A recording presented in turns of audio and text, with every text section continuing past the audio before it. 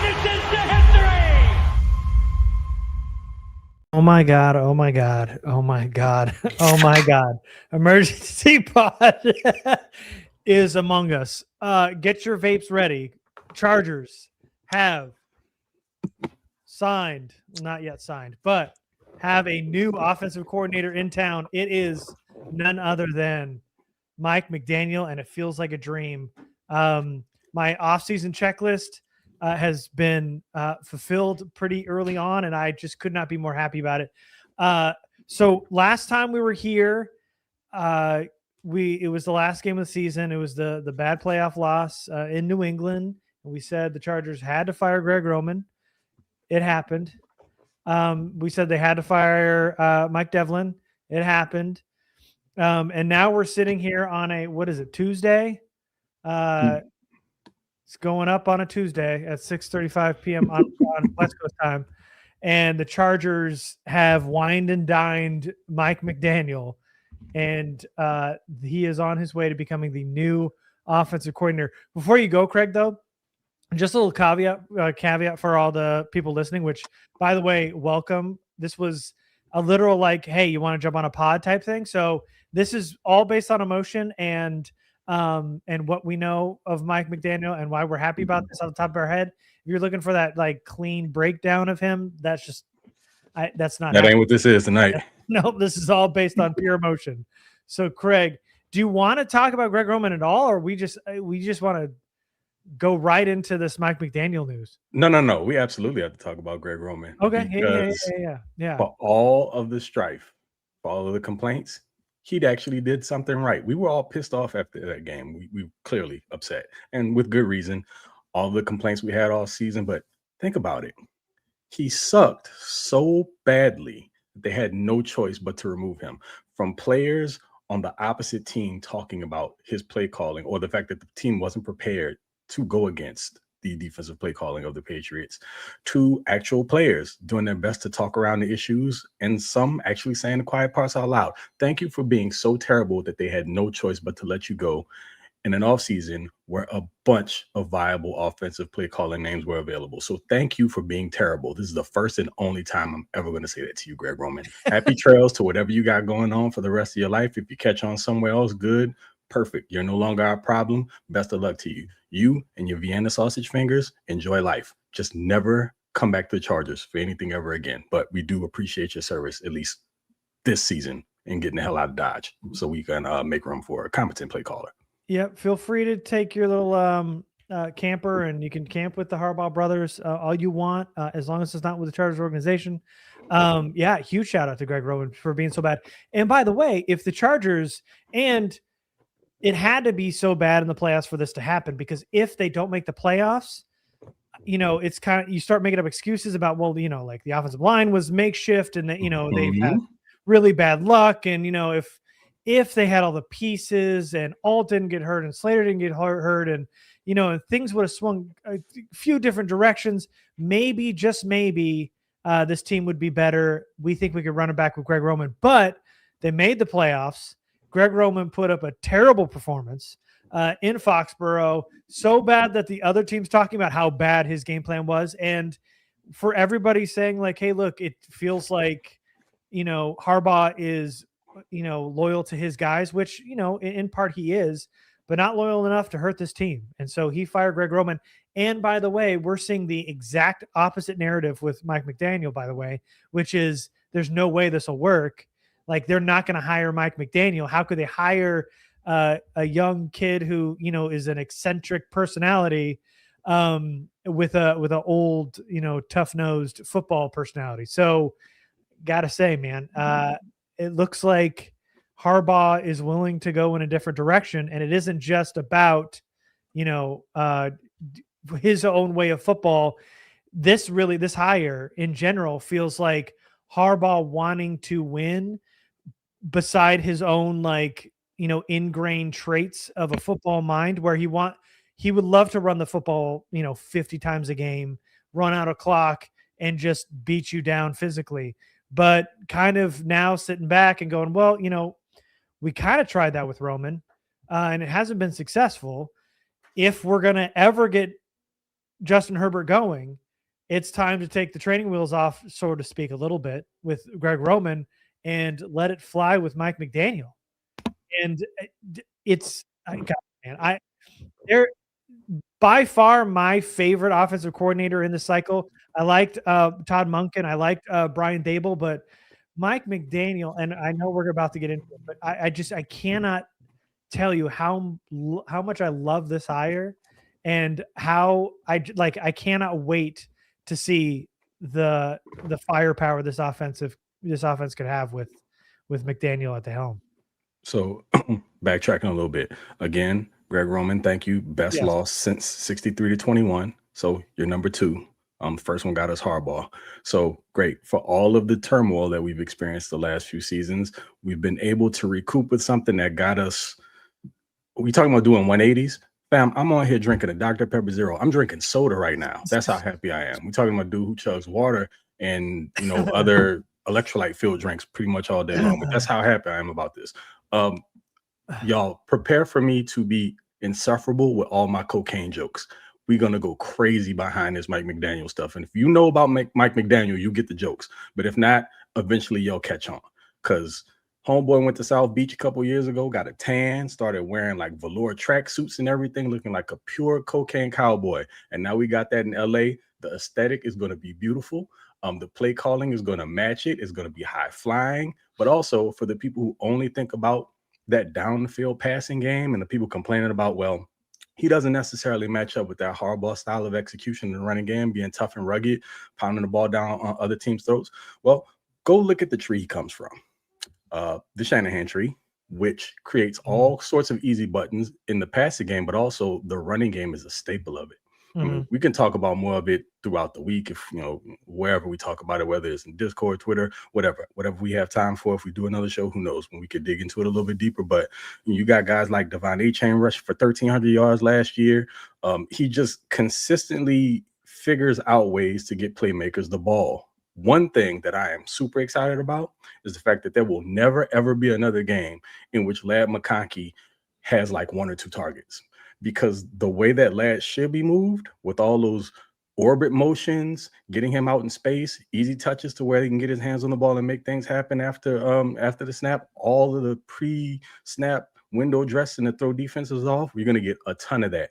But some of it is just going to be dressing things up to where you can turn around and hand the ball off to that hammer and Amari and Hampton, and he's going to see a lot of open lanes because there's going to be so much confusion for defenses that I don't know if we've seen this brand of offense as Chargers fans in the 2000s, period, because no one's been this electric as a play caller.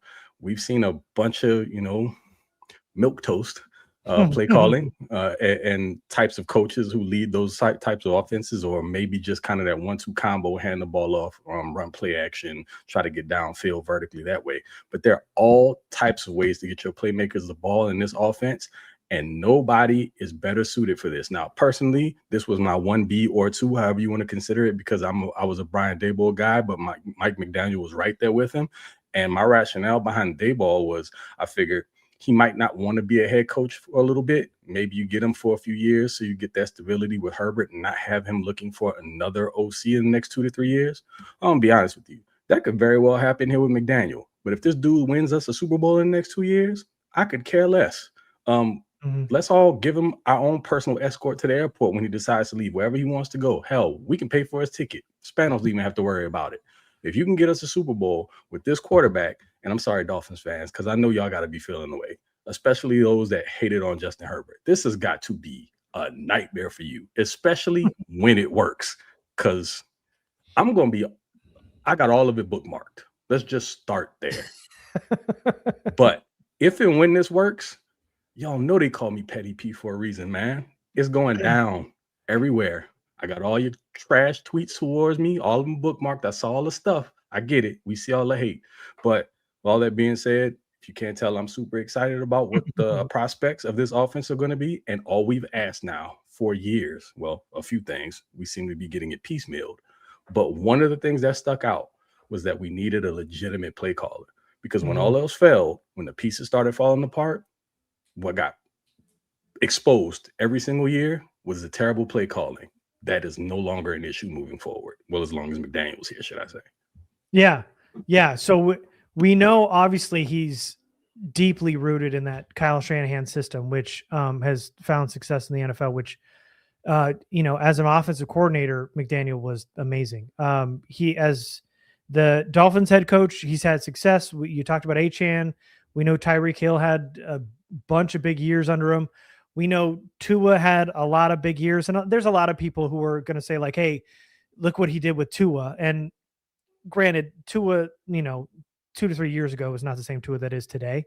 So, I don't want to totally mess on Tua here, but it did feel like, he got Raheem Mostert got a ton of mileage out of him. Jonnu Smith, Aaron Brewer, like there's a lot of guys where he ended up getting a lot of great production out of a lot of different guys. What he didn't, and Jalen Waddle, obviously, but what it didn't really help is that it felt like Miami didn't really draft very well. There were some really bad personnel decisions. It really felt like they also kind of went in on a time. It was like, 23 where they just went like all in.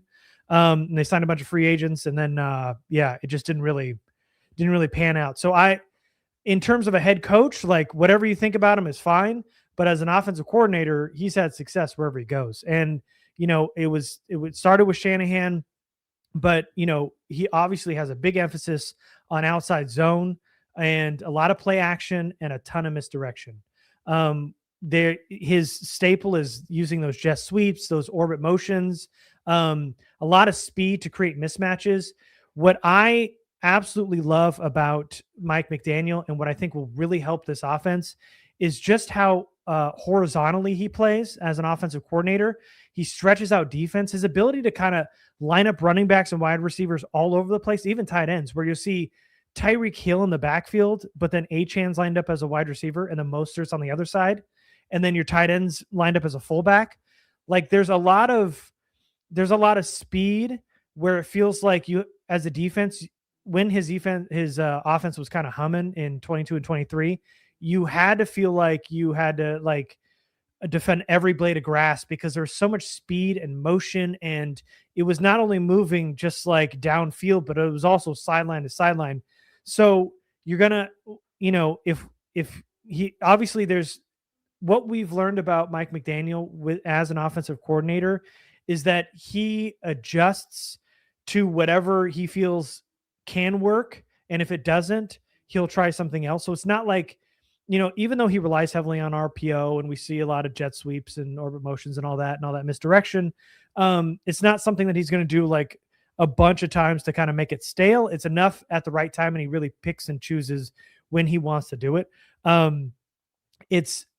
The quick timing throws is something that we're gonna be really have some fun with. I want to get more into it, but I don't feel like I want to like talk for the next 30 minutes without Craig kind of giving what he enjoys. But listen, the main staples, which we will get into in a second, is he's part of the Shanahan tree. Speed and motion is going to be a big part of this offense. There's going to be an RPO based offense here. His run game offense is amazing, as we saw with Achane. Really explosive runs, and then he's going to make Herbert more of a playmaker. And it's amazing when you look at all what he's done offensively and everywhere he's gone. You don't know a better fit for him in potentially becoming the most explosive offense he's ever had than the offense that he has currently on the roster right now. And we haven't even hit free agency in the draft yet. And that's the beauty of it. Why this is so intriguing is, as I mentioned before, and I just said this about Lam McConkey, the fact of the matter is that the Chargers have playmakers offensively, but the key places you want to watch are going to be your tight ends, of course, your running backs. But again, I mentioned tight ends up front. Oronde Gaston Jr. or the second is going to have a huge part in this offense moving forward. I'm interested to see how they maneuver the roster because I think a couple of the guys that they currently have don't necessarily fit what McDaniels is going to do.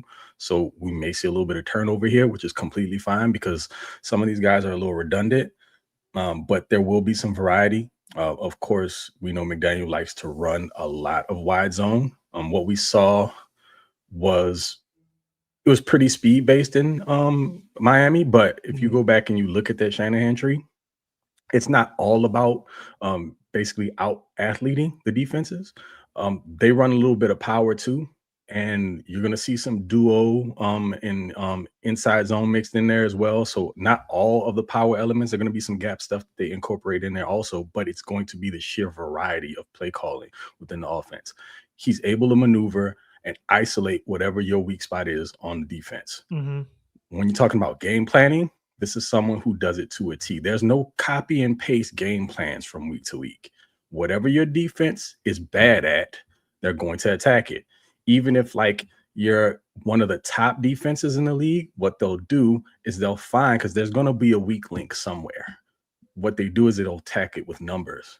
And when you adjust to basically try to take that away, he's got a plan B, a plan C, and a D. It's all lined up. There's never going to be a situation where he doesn't have an answer to what you show on defense. Ironically enough, we saw an offense for the last couple of years that had no quick game whatsoever. It's not a problem moving forward. Part of what was going on when he was coaching for the Dolphins is Tua. I'm not here to take pot shots at Tua, but we all know that he doesn't have the strongest of arms. A lot of what Tua did was based on timing, and was also one of the reasons why they had to get all those super athletic guys. Because when you have a dude that doesn't really have a hose attached to his shoulders, it's going to be timing based. You have to have guys that can make it happen after the catch. Well, the Chargers have at least two of those guys that can make it happen after the catch. But the difference is the dude that's delivering the ball to them can get it to them at every area of the field. So they'll be able to utilize every type of receiver archetype they have. So when you're talking about unlocking Justin Herbert, this is the offensive coordinator to do it. On top of that, I'm now interested to see if they bring Frank Smith in, because while he was the OC for the Dolphins, we all know who he was prior to as an offensive line coach for the Chargers. And the beauty of having Frank Smith is that, again, cohesion that he has with McDaniel, but also the familiarity he already has with Herbert and company. So it's going to be beautiful if they can bring that back in, if he's going to take, again, technically a reduced role as an offensive line coach or whatever. I know I might be getting ahead of myself, but this is just me thinking of, all the possibilities here. It just kind of sort of makes sense, but we'll see. Overall, just sticking to Mike McDaniel, though, please, Jesse Minter, one more year. Please. Yeah, there's a lot. Yeah, there's a lot of that going around. First of all, I'm team Dwayne Ledford. Frank Smith's good too, but Gotcha. Offensive line coaches will come. We'll talk about that. Yeah. But if you're Jesse Minter now, I would think if let's say a Cleveland job or a Las Vegas job, they start to call, do you pull like McDaniel did today and go, look, I mean, Mike McDaniel just signed. Harbaugh wants to run, maybe I do run it back. I mean, why not? Maybe he does think about being DC one more year instead of taking a, job that's definitely not going to end up working out, where the chips are definitely stacked against him, like in Las Vegas. Maybe you give up that and not go with that kind of, and you just run it back again. And I hope that this kind of starts to some chips fall. Maybe Khalil Mack's like, hey, I don't know, this is kind of exciting. Like a signing like this kind of starts to bring more, players to the table, more coaches to the table. I would think if you're an offensive playmaker, you might want to get on board. If you've got Justin Herbert at the helm, you got Mike McDaniel as OC, and you've got one of the best coaches. Maybe ever is a little. They're about to form Voltron potentially, man. I was going to say Power Rangers, but yeah, totally. Yeah. So, why not? Why not be a part? So this signing feels like there's going to be other chips that are going to fall. So hopefully Jesse Minter runs it back. And then, obviously we want Khalil Mack back. We talked about that stuff, but, also, I mean, it feels like Ben Johnson's a name that everybody talks about, like what a creative play caller he is and how great and the success he had this year with Chicago, but I'm old enough to remember when Mike McDaniel was the Ben Johnson. Everybody wanted Mike McDaniel, which, by the way, Ben Johnson was talking about how Mike McDaniel is one of the guys he pulls from. He thinks that Mike McDaniel's running game is like second to none. During Ben Johnson's whole interview process, he was praising Mike McDaniel, and I want to have a firepower type offense like Mike McDaniel.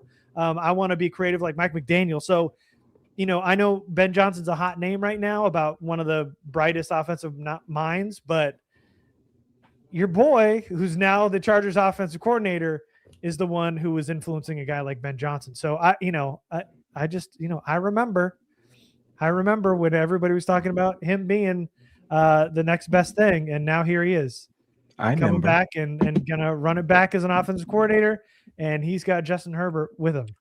And again, piggybacking off of that, I couldn't be happier for Herbert, because now you're talking about someone who's going to be able to have all of his potential unlocked. And think about this, because McDaniel is so adept at both the run and passing game, Justin Herbert, who had to use his legs so much this year out of necessity, if he has just a decent offensive line in front of him, he becomes just that much more dangerous, because it won't be the obvious. They'll be so dangerous in the running game with Hampton and whomever is back there, whether it be Vidal. I have a feeling they might make some changes back there also, just because of the scheme McDaniel may want to run.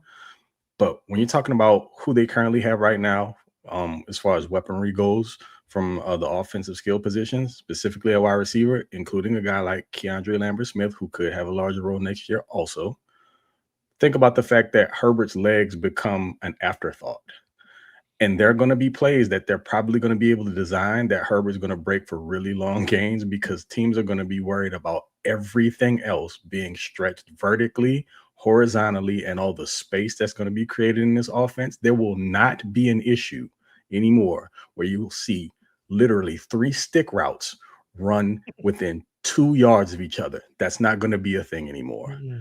And when you're talking about letting 10 uncork it and then be able to use all of his abilities, this is the type of coach that was made to call plays for this level of quarterback. And so moving forward, I fully expect that they're going to equip this offense with all the requisite tools that it needs. But even if things don't go perfectly, you now have a play caller that can circumvent some of these issues, because I can guarantee you, if, 3/5 of your offensive line or however many of those guys go down, you're not going to be seeing a bunch of 5 and 7 step drops from Justin Herbert where he's getting destroyed. You're going to see the quick game. That's already going to be built into the offense as it is. There's going to be answers to every question, to every test, every single week. And I could not, when I'm talking about the fact that we just got our faces kicked in, just a few days ago, and I'm also hurting because I'm a Miami Hurricanes fan. My team lost last night. It's almost like none of this crap even matters anymore. I'm totally over the hurt. I'm looking forward to next year already, and they reeled me in again. I went from being borderline depressed to now let's get it rolling next week. Can we speed this thing up? Let's get the draft. Let's get all of it rolling, because now we're talking about an actual exciting offense in which your quarterback doesn't have to be Superman.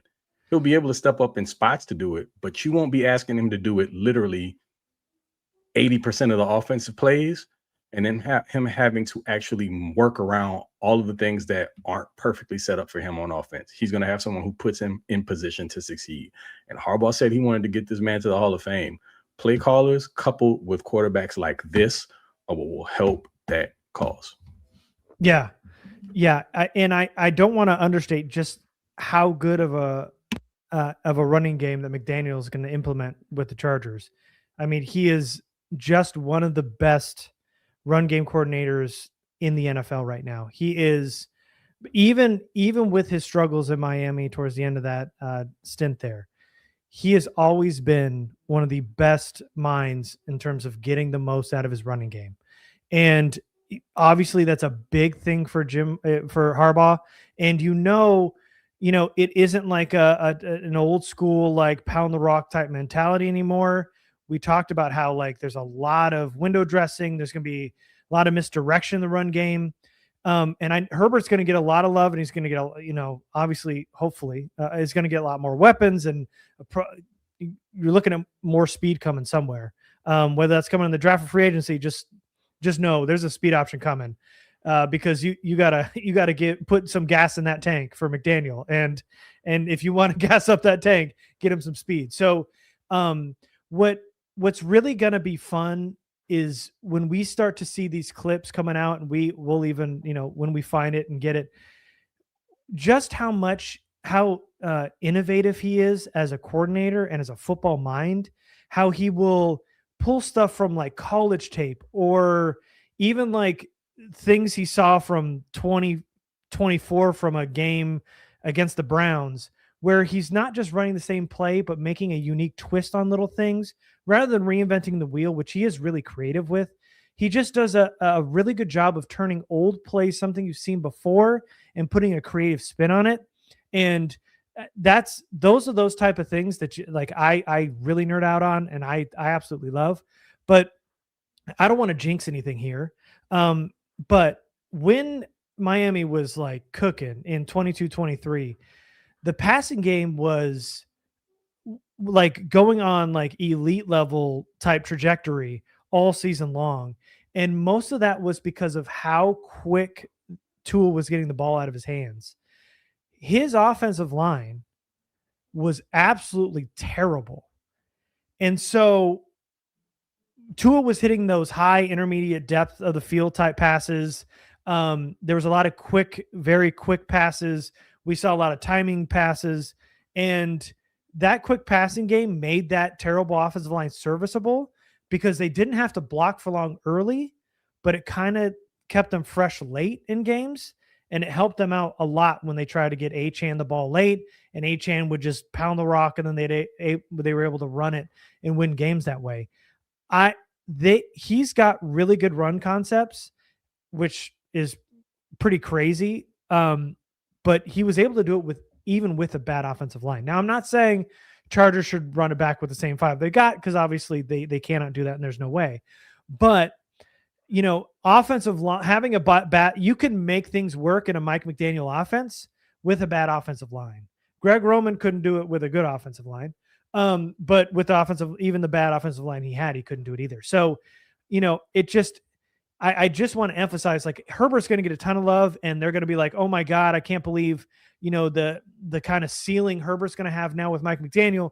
But what I think we also need to remember is just how amazing he is at implementing the run game in his offense, that it's such a balanced attack that, we're going to hear about Herbert all week, probably once the hire is officially official. That run game, man, is going to get a whole new facelift as well. And I can't wait for it because as much as I love like all the high flying antics that are going to come from this offense, I'm still an old school guy at heart, and it's always a running game with me first. I still want to be dominant in the trenches, which I still believe they will be, because keep in mind, first and foremost, this is a Jim Harbaugh team. So that's going to happen. They're just going to find a way to make this a hybrid of all of the styles, which is what makes this even more dangerous, because you're talking about a team that's going to find a way to be able to beat you however they need to. One of the reasons why McDaniel is so adept at play calling is because he understands all of the skill positions intimately. The guy was a running backs coach. He's coached wide receivers. He's been a running game coordinator. So he gets it at every position. So he understands leverage, again, spacing. He understands blocking schemes. And to be able to have someone who can call plays like that in conjunction with a staff that can actually train up the guys in these positions for the type of thing that they'll need to do in order to run this type of offense, you're talking about potentially a very well-oiled machine that you can take on the road, even in bad weather, because that was one of the issues with the Dolphins. You had a quarterback that could not throw the ball in the cold. He just wasn't built for it. And again, this is not bashing him. He just physically wasn't able to. And we're talking about, again, teams that were built on speed. You want to slow that speed down, put some inclement weather in the mix. But the Chargers are very specifically built to be able to do a little bit of all of it. So now I have a guy who understands all these positions and how to utilize them and deploy them properly. There's nothing that they shouldn't be able to do. And I'm talking about I'm saying this before we know what the finished product is going to be as far as the roster is concerned, because they're going to tweak it. Just what they have currently, they could run this offense at a very, very high level.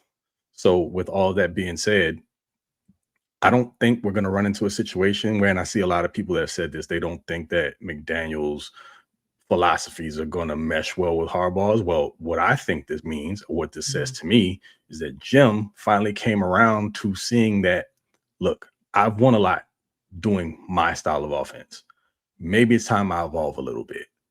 And so you go get the polar opposite of the offensive coordinator that you've hitched your wagon to for the majority of your professional career. And now you've gone to get an offensive coordinator who is innovative, who is not afraid. When I say not afraid to pull the trigger in high leverage situations and maybe hit you with play calls that you don't necessarily think are suited for that particular down and distance, but someone who's just not afraid to get after it with regard to play calling, but he knows who's capable of what and he will lean on them. I also suspect that Justin Herbert is going to have much more autonomy in this offense.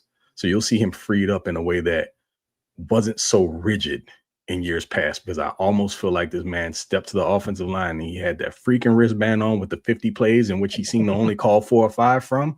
We're not just going to see kill at the line of scrimmage and that be an automatic running play. We're going to see some kill calls at the line of scrimmage that may transition into just different passing plays. It could also be a running play, but we're talking about someone who can orchestrate the offense from the line of scrimmage, which is why I really want to see McDaniel around for a couple years so Herbert can really, really grow into the offense. But overall, the running game is going to be tremendous. The passing game, we already have the weapons to make that work. I just can't wait to see how they blend it all together. But do not be confused. At the heart of this, it's still going to be a Jim Harbaugh offense, but it's just going to be the evolved version of it. Yeah, I think it's a nice change of leadership from head coach, where we're just not used to seeing, where Harbaugh decided, yes, he hired Greg Roman and that was his bud and all that stuff, but most people thought they were going to stick with him for too long. Harbaugh realized that was not going to work. This offense was not good enough. They fired Greg Roman. They fired Mike Devlin because the offensive line wasn't good enough.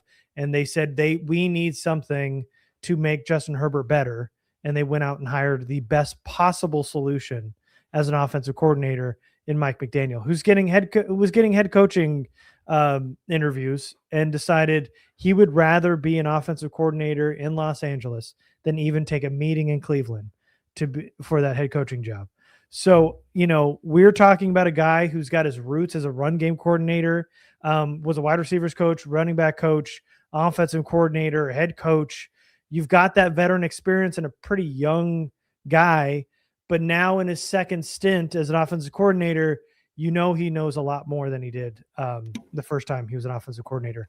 What I do also want to say, which I don't know, this is a negative, but it feels like now Justin Herbert's giving everything he possibly needs.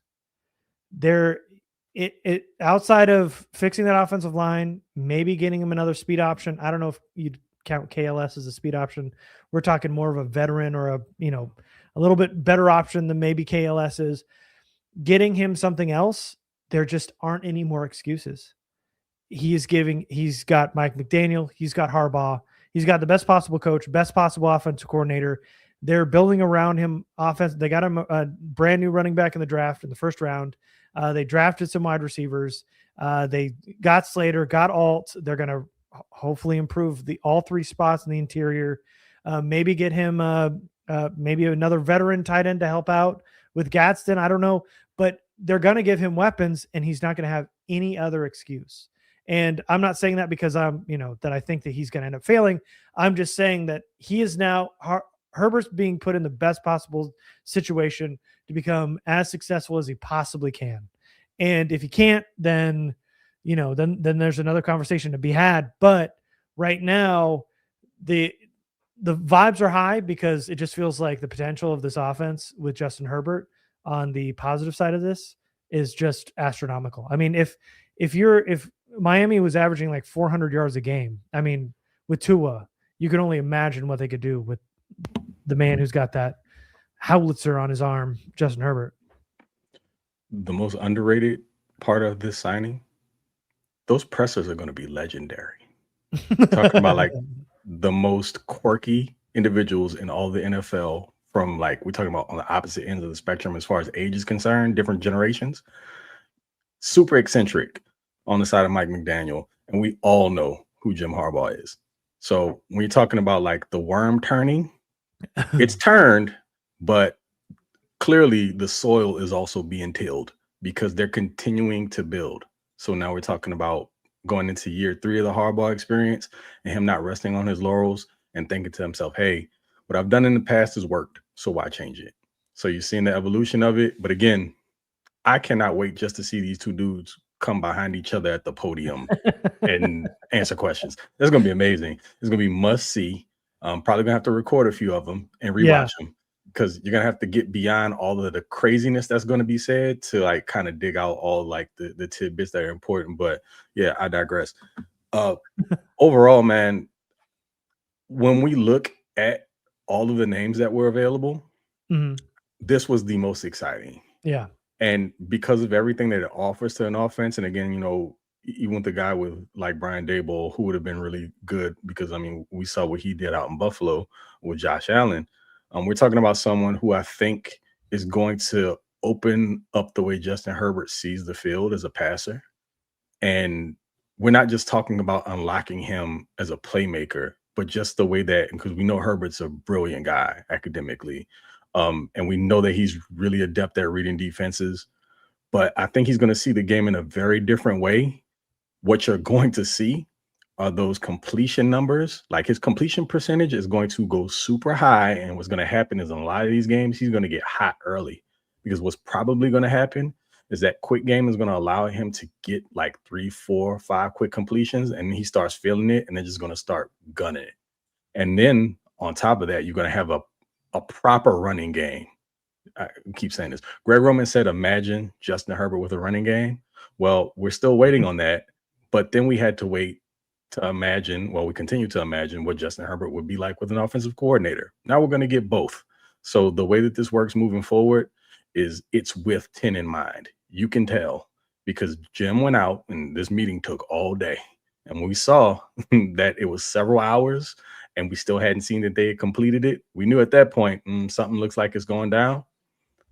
Jim knew it was very, very important to get this guy in the building and not let him leave, because it's all about number 10 and getting him and the rest of the squad, of course, to the promised land.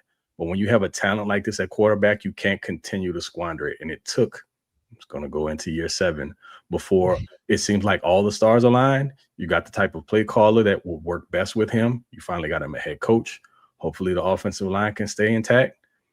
And there's a plan, but you can actually see something that's tangible and that you know can work. But you also know that if one thing isn't working that day, they're not just screwed.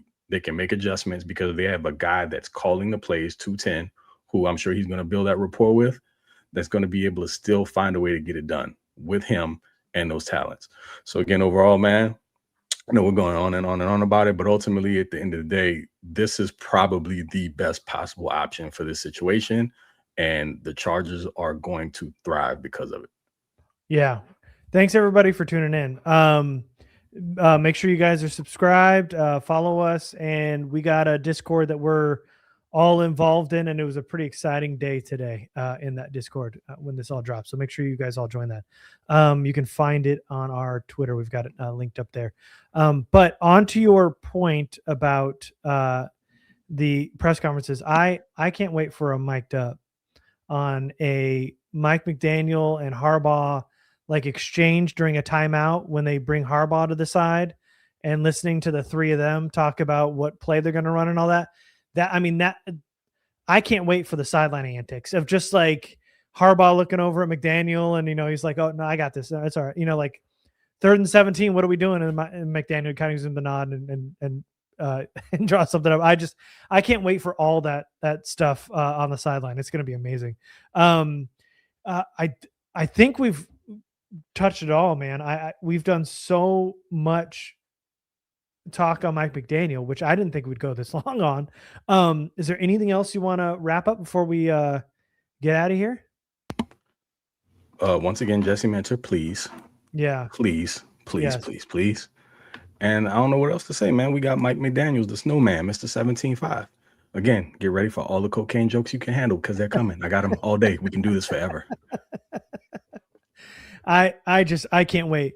I appreciate everybody joining us. It was a big turnout for just kind of an impromptu emergency podcast. We're not planning on doing it, but it was too much fun. We had to, and I'm really glad we did. Yes, Jesse Minter. Hopefully he runs it back, and he's trying to chase that trophy like everybody else here and part of this organization. And hopefully once that happens, a lot of more dominoes will fall in terms of players wanting to come over and everything else. Two names to watch out for in the O-line coaches that we mentioned earlier. I am definitely team Dwayne Ledford. I don't know why the Falcons let him go. I think he's one of the best in the league. And then Craig obviously talked about Frank Smith and his ties. Either or. So there's two pretty good options for you there. Hopefully that happens very, very soon. We haven't got the official word yet. It's all, expected to sign and everything else. We probably won't do another podcast when they do officially sign, because this feels like we're doing it as if he's officially signed. But we appreciate you guys. Thanks so much for tuning in. We appreciate you guys, and we will see you next time. Salute.